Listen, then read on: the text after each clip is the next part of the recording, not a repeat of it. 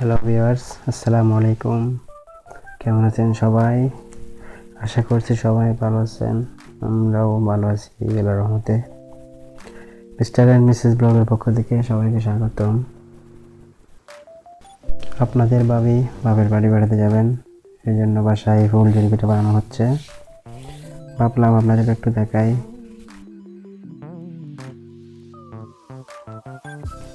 পিঠা বানানোর জন্য 1.5 কেজি মতো ময়দা নেওয়া হয়েছে, সাথে 2 কাপ শুকনা চালের গুঁড়া দেওয়া হয়েছে, আর দেওয়া হয়েছে পরিমাণ মতো লবণ সামান্য করে।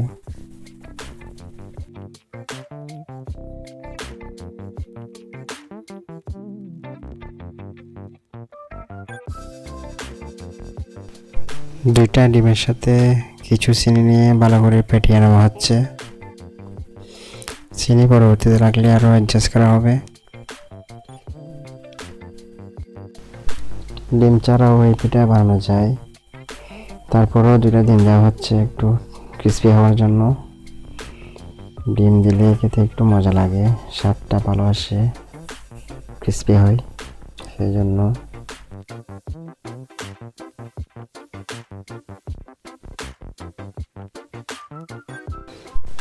ডিম আর চিনির মিশ্রণটা ঢেলে দেওয়া হলো। এবার পানি দিয়ে খুব ভালো করে মাখাতে হবে, যেন কোনো লাম্প না থাকে। অনেকক্ষণ মাখাতে হবে।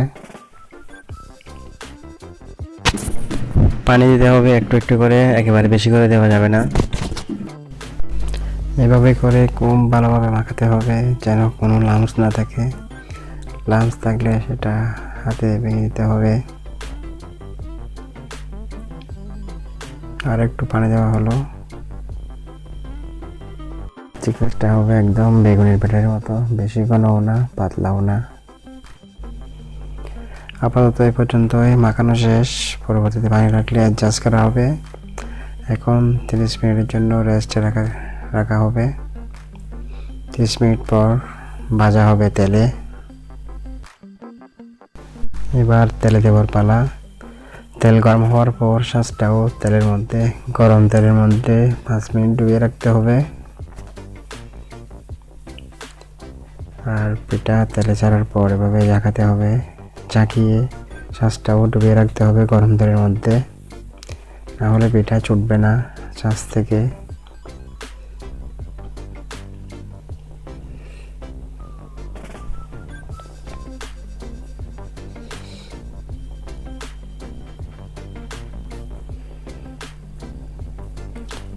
প্রথমের ব্যাটারটা একটু ঘন ছিল, পরবর্তীতে পানি দিয়ে অ্যাডজাস্ট করা হয়েছে।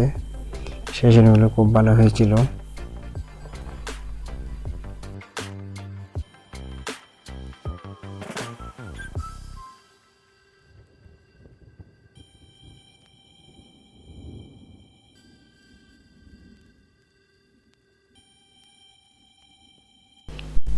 একটু বাদামি হয়ে আসলেই নামিয়ে নেবেন।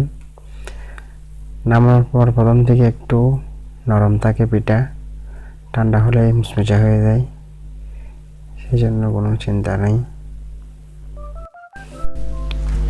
প্রথমের দিকে আমি শুরু করেছিলাম বানানো, তারপর শেষের দিকেও আমি কয়েকটা বানিয়েছিলাম। প্রথমে তো ওরা শাঁস থেকে পিঠা ছুটাতে পারছিল না, আমি শিখিয়ে দিয়েছিলাম। আপনারা হয়তো জানেন না, আমি এসব বানানোতে এক্সপার্ট। বাসায় এরকম নাস্তা বানানোর সময় আমি গাইড করে থাকি। তো আপনারা সাবস্ক্রাইব করে পাশে থাকবেন, আপনাদের অনেক কিছু বানিয়ে দেখাবো।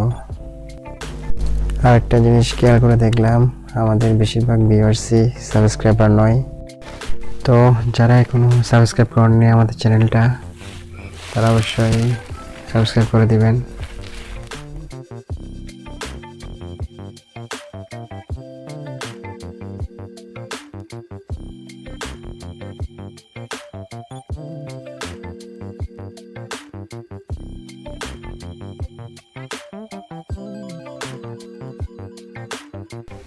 পাশে যেই ছিদ্রওয়ালা পিঠাটা দেখছেন, সেগুলো আমার শ্বশুর বাড়ি থেকে পাঠাইছে।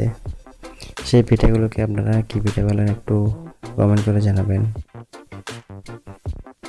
মাছটা এভাবে ডুবাতে হবে, পুরোপুরি ডুবানো যাবে না। পুরো যদি ডুবিয়ে দেন তাহলে পিঠা ছুটবে না। তেলে দিয়ে এভাবে ঝাঁকাতে হবে, ঝাঁকিয়ে এভাবে ছুটিয়ে তারপর শাঁসটা তেলের মধ্যে ডুবিয়ে রাখতে হবে।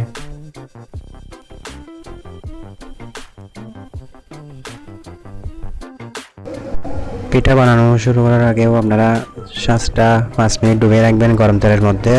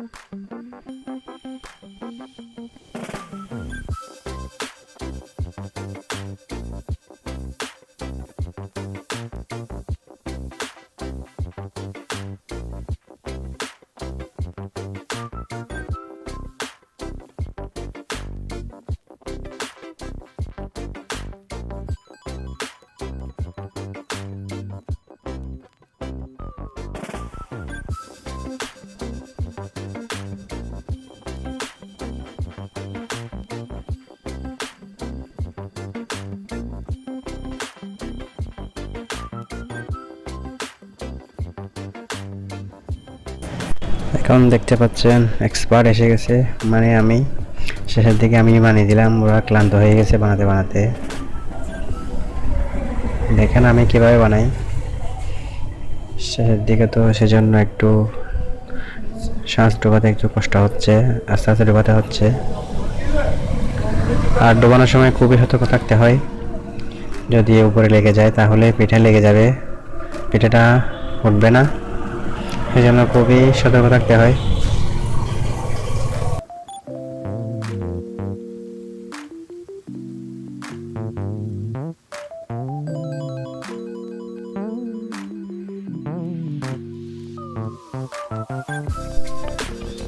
বিকাল থেকে পিঠে বানানো শুরু করছে, আর এখন বাজে রাত 8টা।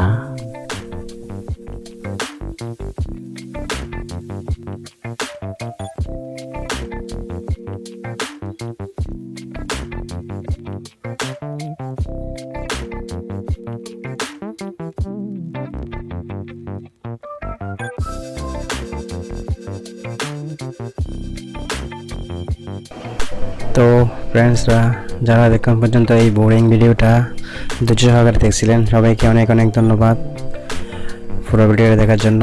আপনারাই হলেন আসল ভিউয়ার। আর যারা যারা আমাদের সাবস্ক্রাইবার আছেন তারা অবশ্যই কমেন্ট করে জানান দিবেন।